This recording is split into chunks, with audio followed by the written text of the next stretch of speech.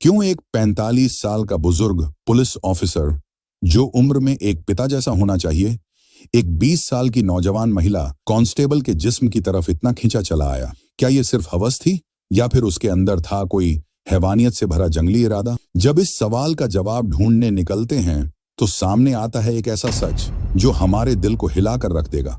आखिर क्यों एक शरीफ, मासूम और मजहब से डरने वाली महिला कांस्टेबल को सहना पड़ा रोज का अपमान, जिल्लत और खामोश जुल्म?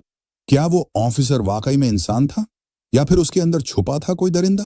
या खुद उस लड़की की कोई कमजोरी थी जिसका फायदा उठाकर वो उसके करीब आता गया? प्यारे दोस्तों, जब आप ये पूरी कहानी सुनेंगे आप समझ पाएंगे किसका कसूर था, किसका दर्द था, और जब कोई अल्लाह पर भरोसा करके जुल्म के सामने खड़ा हो जाता है तो अंजाम क्या होता है। मैं यकीन से कह सकता हूं, ये कहानी आपका दिल छू जाएगी और याद दिलाएगी अल्लाह जुल्म को कभी बर्दाश्त नहीं करता। तो आइए शुरू करते हैं। इस वीडियो में प्रस्तुत की गई कहानी पूरी तरह से काल्पनिक और शिक्षाप्रद है। इसका उद्देश्य है दर्शकों को नैतिक शिक्षा देना, सामाजिक जागरूकता फैलाना और अन्याय के खिलाफ साहसिक भूमिका निभाने का संदेश देना। यहाँ वर्णित कोई भी पात्र, स्थान या घटनाक्रम यदि वास्तविक जीवन से मेल खाता है तो वह महज एक संयोग है और उसका कोई इरादा नहीं है। यह किसी व्यक्ति, संस्था या पेशे के प्रति नकारात्मक दृष्टिकोण नहीं दर्शाता। इस कहानी की हीरोइन एक 20 साल की आम लेकिन खुददार और इज्जतदार लड़की जिसका नाम है समीरा। समीरा ने मेहनत की, इंटरव्यू दिया और पुलिस की नौकरी हासिल कर ली। गांव वाले उस पर फख्र करते थे। समीरा हर लिहाज से गांव की सबसे ऊपर थी और वो बेहद खूबसूरत भी थी। सब कुछ ठीक ठाक चल रहा था। ट्रेनिंग खत्म होने के बाद समीरा की शादी एक शरीफ और आम सरकारी नौकरी करने वाले नौजवान से होती है। वो अपने शौहर के साथ बेहद खुश थी। 1 साल बाद अल्लाह ताला ने उन्हें एक बेटी से नवाजा, मगर कुछ ही वक्त के बाद समीरा का तबादला एक दूर दराज थाने में हो जाता है और वहीं से शुरू होती है उसकी जिंदगी की असली आजमाइश। वो खुशी ज्यादा दिन टिक न सकी। उस थाने में एक आला अफसर था, नाम था नासिरुद्दीन, उम्र तकरीबन 45। समीरा जब पहली बार उसे देखती है तो हैरान रह जाती है। जिस उम्र में वो उसके अब्बा जैसा होना चाहिए था, उसकी आंखों में था कुछ और। वो अफसर अक्सर उसे घूरता था, बिना किसी वजह उसे बुला लेता, तन्हाई में बात करने के बहाने उसकी खूबसूरती पर बेहुदा तंज कसता, दरवाजा बंद कर उसकी आंखों में आंखें डालकर कहता, तुम बहुत हसीन हो, इस थाने में तुम जैसी कोई नहीं आई अब तक। धीरे धीरे उसका रवैया और भी ज्यादा डरावना होता गया। समीरा सब कुछ बर्दाश्त कर रही थी क्योंकि वो जानती थी इस्लाम हमें सब्र सिखाता है, अल्लाह पर तवक्कुल का हुक्म देता है। लेकिन जब एक औरत तन्हा होती है, उसके आसपास कोई नहीं होता, तो वो सब्र की दीवारें भी एक दिन टूट जाती हैं। लेकिन शायद इस चुप्पी के पीछे कोई और राज था, कोई ऐसा सच जो कहानी के आखिर में सामने आएगा। एक दिन वो अफसर कहता है, आज रात मेरे घर आओ, नहीं तो अंजाम अच्छा नहीं होगा। समीरा रोते हुए उसके सामने हाथ जोड़ देती है, उसके कदमों में गिर पड़ती है। आप मेरे अब्बा की उम्र के हैं, मैं आपसे रहम की भीख मांगती हूँ, मुझे छोड़ दीजिए। क्या मैं आपकी बेटी होती तो भी आप ऐसा करते? मगर उस दरिंदे ने कुछ नहीं सुना, बल्कि उससे और बेहुदा बातें करने लगा। तुम मेरे घर आओ, मैं तुम्हारे साथ एक रात गुजारना चाहता हूँ। समीरा थाने के वॉशरूम में जाकर अल्लाह के सामने हाथ उठा देती है, या अल्लाह मुझे बचा लीजिए, मैं आपकी बंदी हूँ, मेरे पास कोई नहीं है, सिर्फ आप हैं। या रब, तू मुझसे ये कैसी आजमाइश ले रहा है? उसी रात नासिरुद्दीन ड्यूटी खत्म करके घर चला जाता है। जाते वक्त धमकी देकर कहता है, अगर मेरी बात ना मानी तो बहुत बड़ा नुकसान होगा तेरा। समीरा बेबस, आंखों में आंसू लिए उसके घर पहुंचती है। वहां नासिर नशे में धुत था। वो समीरा के साथ गंदी हरकतें करने लगता है। लेकिन तभी थाने से कॉल आता है, डीआईजी साहब आ गए हैं, फौरन मीटिंग बुलाई है, हर अफसर को थाने पहुंचना है। नासिर हड़बड़ाता है, यूनिफॉर्म पहनकर निकल जाता है और साथ में समीरा को भी ले आता है। थाने पहुंचते ही समीरा डीआईजी साहब को देखती है और उसी पल फैसला कर लेती है, अब और नहीं। अगली सुबह वो सीधे डीआईजी महबूबुर रहमान साहब के पास जाती है और हर एक बात बता देती है, सबूतों के साथ, गुप्त वीडियो, धमकी के रिकॉर्ड। डीआईजी साहब कुछ देर खामोश रहते हैं, फिर पूछते हैं, तुम इतने दिन चुप क्यों थी समीरा? आंखों से आंसू बहते हुए समीरा कहती है, डर लगता था सर। डर किस बात का? सर, 5 साल पहले जब मैं कॉलेज में थी, एक लड़का मुझसे मोहब्बत का इजहार करता था। मैंने इनकार कर दिया। एक दिन वो मुझे छूने की कोशिश करता है। मैंने उसे थप्पड़ मारकर प्रिंसिपल से शिकायत कर दी।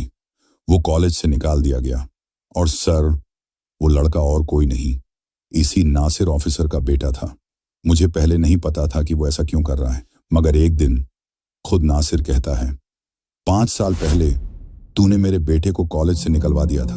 अब भी याद है कैसे तूने उसे थप्पड़ मारकर बेइज्जत किया था। अब मैं तुझसे बदला ले रहा हूं। तेरे जिस्म से, तेरी इज्जत से तुझे रौंद कर रख दूंगा अगर मेरी बात ना मानी।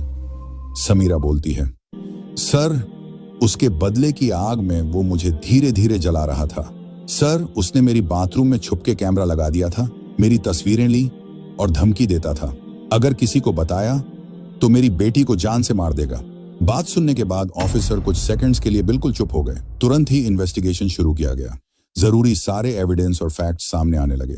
उस डिस्टर्ब्ड माइंडसेट वाले शख्स को पहले सस्पेंड किया गया और फिर उसके खिलाफ सख्त एक्शन लेने का ऑर्डर दिया गया। नासिरुद्दीन को तुरंत अरेस्ट कर लिया गया। अरेस्ट के बाद जो सच्चाई सामने आई उसने सबको शॉक कर दिया। इंट्रोगेशन वाले दिन डीआईजी साहब ने सामिरा को भी सामने बैठाया। उन्होंने नासिरुद्दीन से पूछा, तुम एक पुलिस ऑफिसर होकर इतना घटिया काम करते हुए तुम्हें जरा भी शर्म नहीं आई? नासिरुद्दीन ने सिर झुकाकर कहा, सर, मुझे पता है मैंने जो किया वो किसी भी नॉर्मल या सिविलाइज्ड इंसान के लायक नहीं था। ये चीजें माफ करने लायक नहीं हैं। मेरी उम्र की वजह से मुझे और ज्यादा शर्म आनी चाहिए थी, लेकिन फिर भी मैंने एक यंग लड़की के साथ जो किया, जो धोखा दिया, जो गंदी भाषा यूज की, वो किसी भी एंगल से जस्टिफाई नहीं किया जा सकता। सामिरा तुरंत बोल उठी, सर, ये अब अपने गुनाहों से डर के अच्छा इंसान बनने का नाटक कर रहा है, हमें बेवकूफ बनाने की कोशिश कर रहा है। नासिरुद्दीन शांत लहजे में बोले, मैडम, मेरा मकसद किसी को बेवकूफ बनाना नहीं है।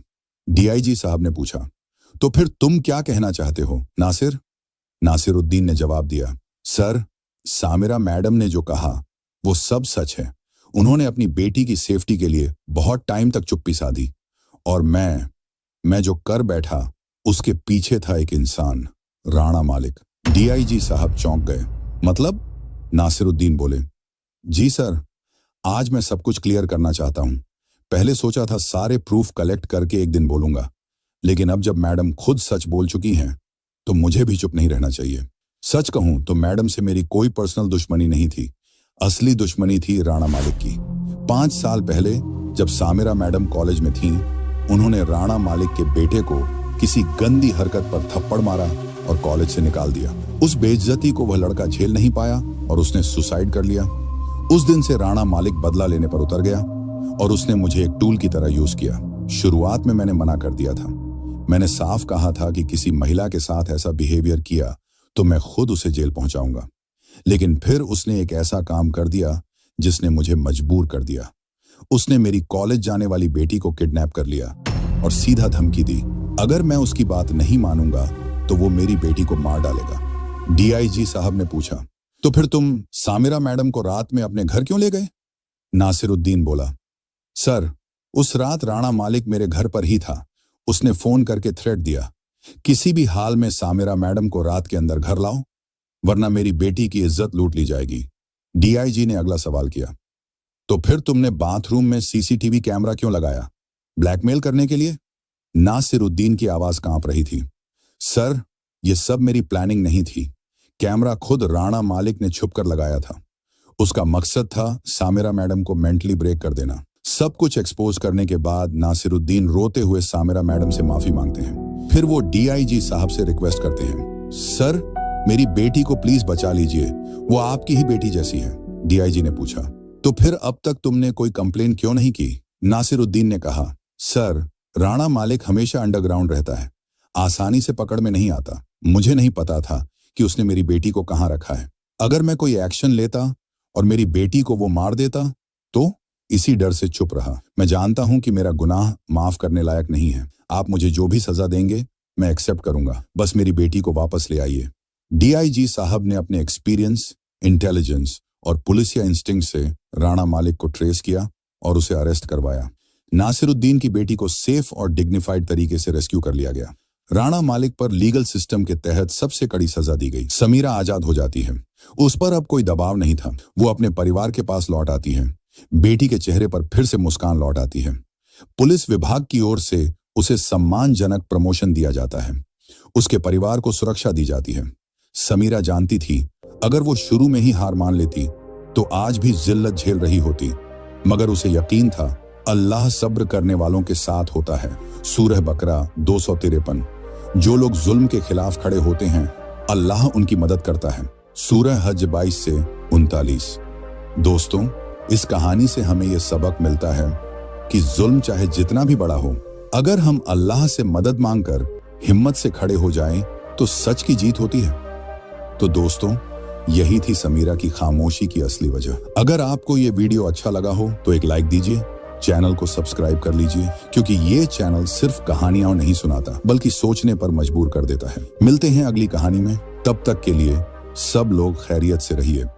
यह वीडियो किसी भी वास्तविक घटना या व्यक्ति के खिलाफ कोई आरोप नहीं है। इस कहानी के सभी हिस्से पूरी तरह से काल्पनिक हैं और इसे केवल शैक्षिक उद्देश्य से प्रस्तुत किया गया है ताकि लोग अन्याय, अपमान और अत्याचार के खिलाफ खड़े होने का साहस पाएं और अल्लाह पर भरोसा करना सीखें। इस कहानी के माध्यम से किसी को ठेस पहुंचाना या किसी विशेष पेशे या संस्था की छवि को ठेस पहुंचाना हमारा उद्देश्य नहीं है। कृपया इस वीडियो को एक सोचने की प्रेरणा और आत्मशुद्धि का संदेश समझें।